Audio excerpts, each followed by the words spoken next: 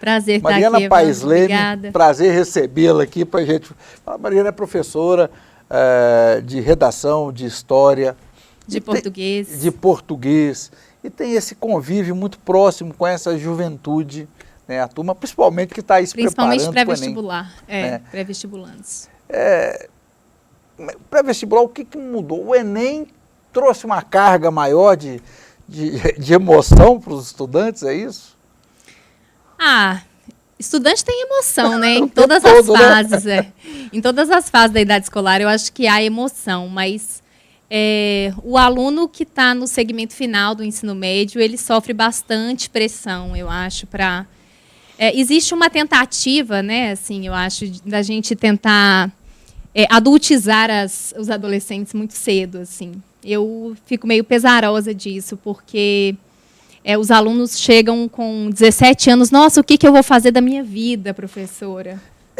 Olha, se não houvesse possibilidade, inclusive, de dar um passo atrás, né? A noção 17, de erro. É mais ou menos isso. Com 17 anos, a pessoa quer definir a vida dela, né? Isso. Tem um vídeo que eu acho muito bacana, que roda na internet, aí, dessas mensagens e tal. Aí tem um momento lá que o cara fala o seguinte, depois o Pedro Bial até regravou esse vídeo, que fala, tem uma parte lá que fala assim, algumas das pessoas de 20... Quando eu tinha 20 anos, eu pensava assim, aí fala, pessoas de 40 anos que ainda não sabem o que querem da vida. É o inverso. É uma construção, né? Assim, chega lá uma na construção. frente, você descobre que aquilo ali...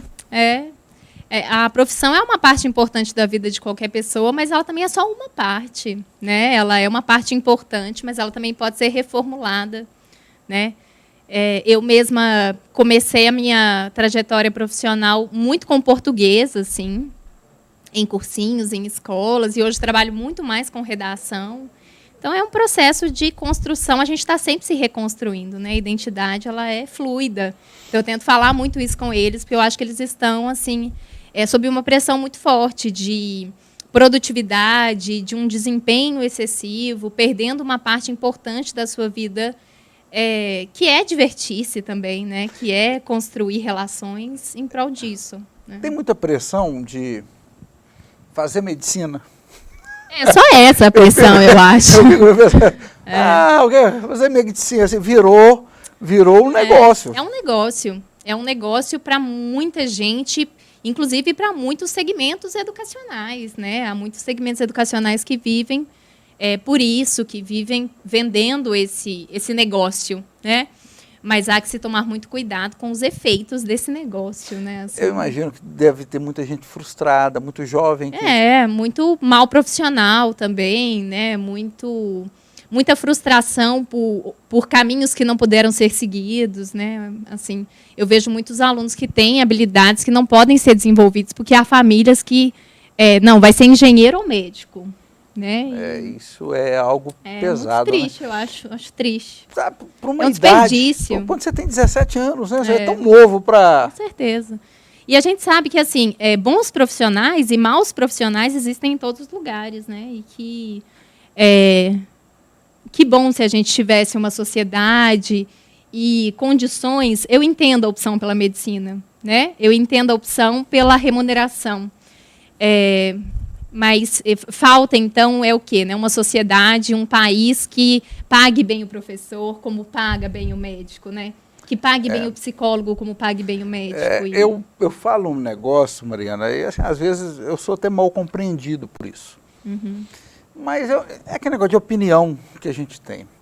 Essa pressão toda que muitas vezes fazem. Outro dia eu falei isso para uma pessoa, eu falei assim, olha, se o cara for um ótimo pedreiro, ele vai ter muito sucesso. Ele vai ganhar muito mais do que um engenheiro frustrado. E que também precisa de muita profissionalização, né? Sim. Eu acho que uma sociedade de oportunidades é uma sociedade que oferece excelentes cursos técnicos. Sim. Uma sociedade que entende que nem todo mundo vai fazer uma faculdade, inclusive. E quando eu falei de pedreiro, que não é demérito, não, eu estou falando não no de jeito sentido. algum, o pedreiro não é uma profissão, mas é porque o pedreiro não tem a formação acadêmica. Você não passou pela faculdade.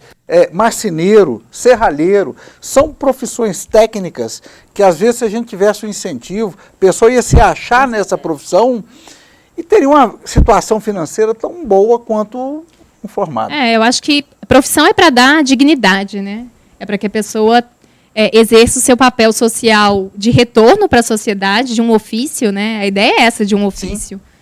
Mas que ela consiga viver bem, assim, né? Não é para ser... A noção de subemprego é uma noção que só pode existir em um país em que existe um espaço para que as pessoas sejam exploradas, né?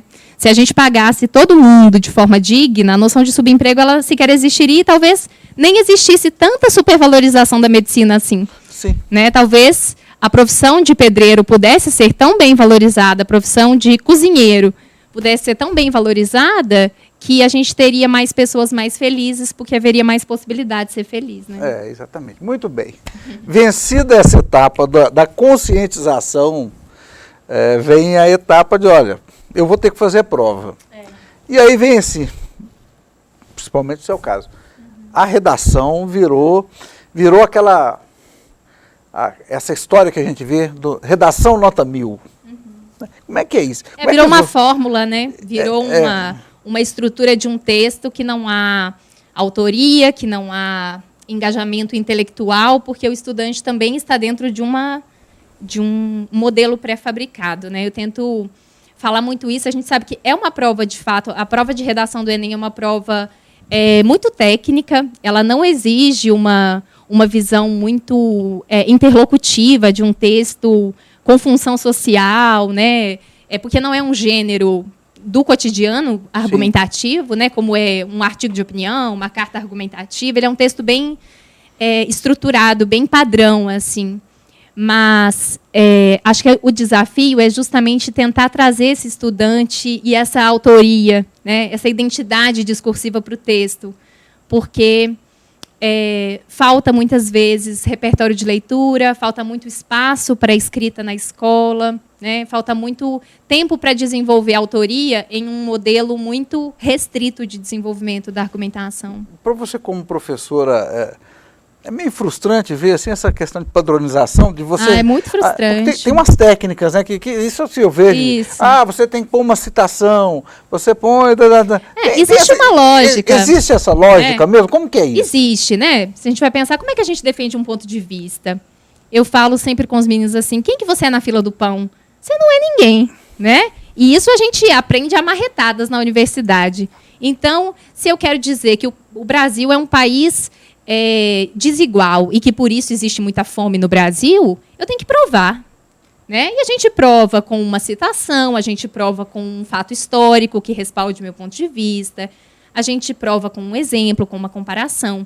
Então, é evidente que essas citações elas colaboram. O problema é que a escola ela virou esse espaço tão de reprodução sem reflexão, que o que os alunos estão fazendo é decorando meia dúzia de citações, e eu sempre falo isso com eles, né? Você vai tomar o mesmo remédio para todas as doenças que você tem? Não. Então, o Rousseau ele resolve todos os problemas? Não.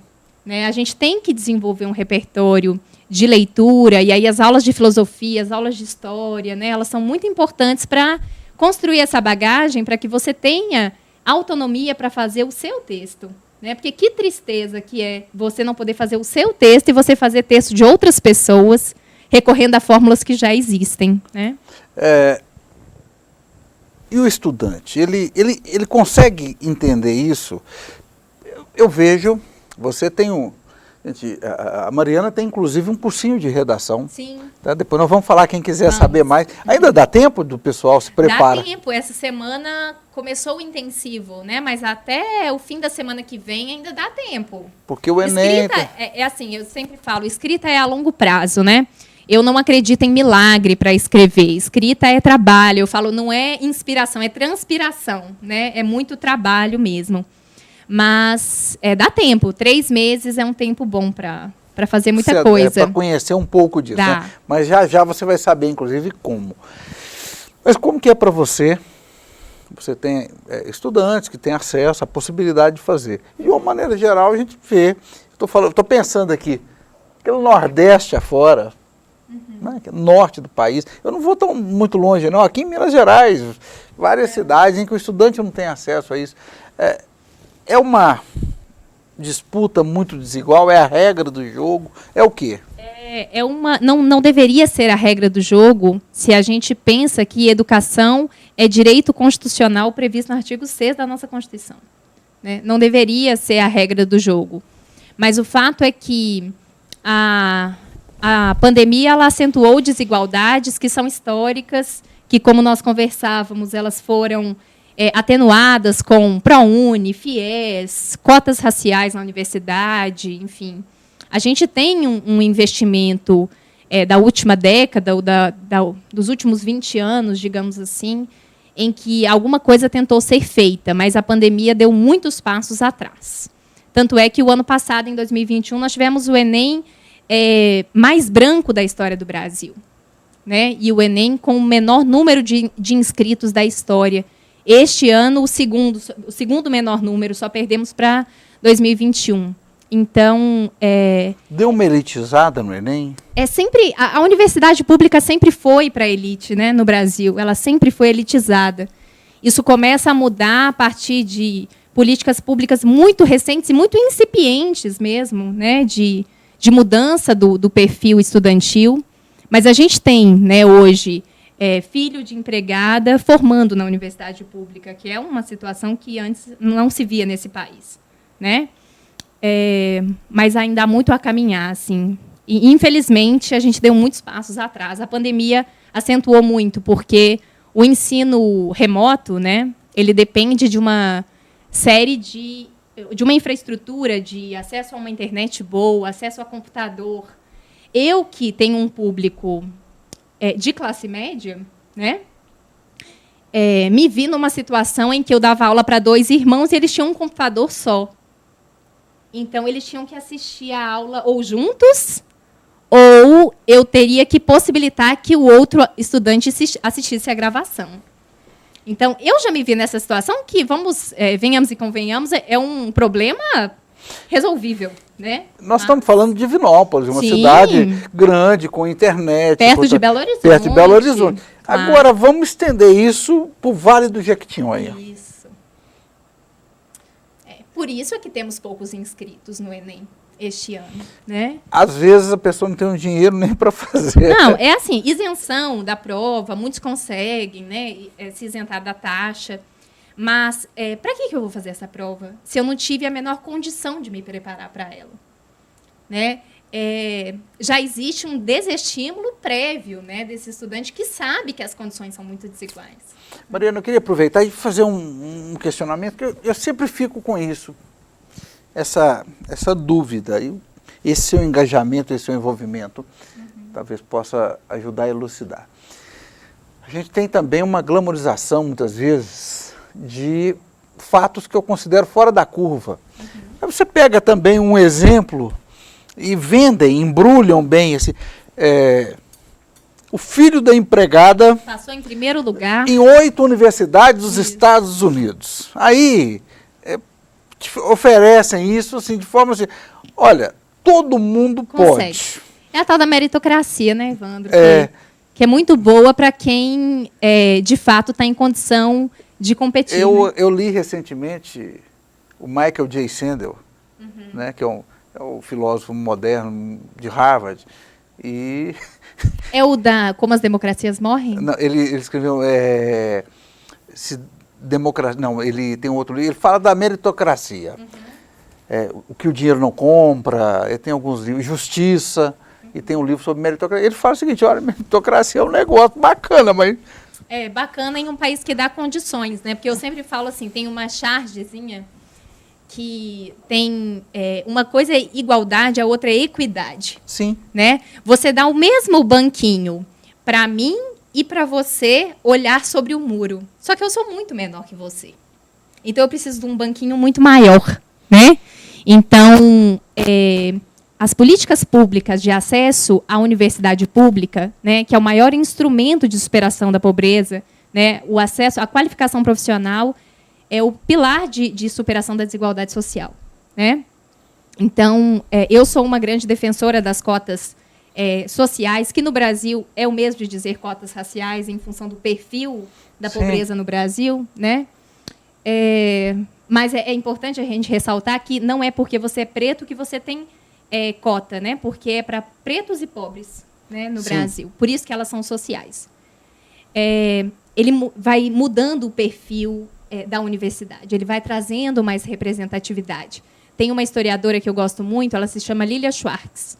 Ela é professora da Universidade de São Paulo, da USP.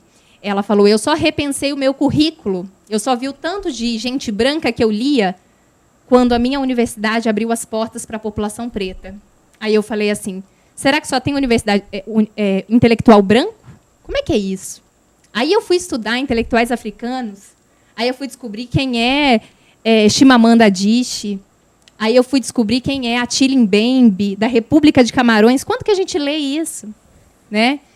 O nosso currículo ele é muito embranquecido. Né? Todo mundo fala assim, Mari, você que fez história também, né? Porque eu fiz letras com formação complementar em história. Ela fala assim, historiador é quem lembra, mas é quem esquece também. Sim. Né? Porque a história ela não é feita só de lembrança, ela é feita de esquecimento. E essas políticas, né, de acesso à universidade, elas são para a gente lembrar como se estruturou esse país. Né? Essas pessoas, elas são mais da metade da população brasileira. E cadê essas pessoas? Elas não existem? Elas existem. Né? Mas quantos médicos pretos, com quantos eu já me consultei? Talvez um. Talvez. Talvez. Com quantos advogados? Essas pessoas existem. Elas existem e elas estão privadas de um direito constitucional à qualificação profissional. Essa é uma questão. E a sociedade foge dessa discussão? Foge muito. Foge muito porque é muito confortável levar para o lado da meritocracia. Né? Porque o filho da fulana passou em primeiro lugar em medicina na USP. É verdade, mas a exceção não pode ser a regra, né? A exceção não pode ser a regra. E são casos isolados, São né? isolados, e quando a gente vai ver, ela teve ajuda, o tio ajudou para que ela pudesse deixar o emprego de caixa do supermercado. Né? A gente tem um cenário em que essas coisas são muito difíceis, né? Porque uma coisa é quando você tem um quarto individual, comida na mesa, chuveiro quente para você estudar. A outra é você chegar em casa, ter que cuidar dos seus irmãos mais novos, limpar a casa e ajudar a sua mãe. Né? Aí é outra história. E aí entra aqui, você está falando acesso à internet. A gente está muito acostumado com a internet para WhatsApp, o Instagram, mas... São muitos brasileiros que não têm acesso à internet. Tem muita gente que essa é uma realidade. A internet gratuita, você não vê ninguém na pracinha do santuário ali conectando para estudar. Não, e gente, assim, não é uma Não é por internet aí, conectável, né? Não é uma internet para você rodar um aplicativo e assistir uma aula ao vivo. E você vai fazer o quê? Anotações do banco da praça, com barulho? Então é algo que precisa ser tratado de forma mais séria. Exato. Eu vou fazer o seguinte, nós estamos caminhando pro final. Eu queria que você viesse aqui mais algumas vezes até o Com final do certeza, Enem. claro. Para a gente estar abordando outros assuntos. Eu venho com o maior prazer. Trazendo algumas dúvidas aí que você vê no dia a dia dos estudantes. Claro. Para a gente esclarecer, de repente são dúvidas que você consegue... Falar um pouquinho mais sobre a redação. Esclarecer no dia a dia, mas tem gente que não tem acesso e talvez a gente possa ajudar aqui, através do programa. Estou à disposição. Mas quem quiser saber mais, conhecer mais o seu curso de redação, como te encontrar? A minha escola se chama Tarsila Arte e Texto. No Instagram está assim, Tarsila_arte_texto. Meu nome é Mariana Paes Leme. Eu trabalho com um curso livre de redação para o Enem. Então, ele começa agora em agosto, ele vai até novembro. São 2h30 de aula de redação por semana, divididas entre teoria do texto, debate de propostas, cujos temas podem cair, porque estão dentro dos eixos temáticos da prova. O objetivo é desenvolver uma autonomia dentro de um tempo possível, né, para o estudante fazer uma redação com um pouco mais de autoria, um pouco mais de autonomia para defender seu ponto de vista. Então, para te encontrar no Instagram? Meu Instagram é @Tarsila_arte_texto e o meu é @PaesLemeMariana.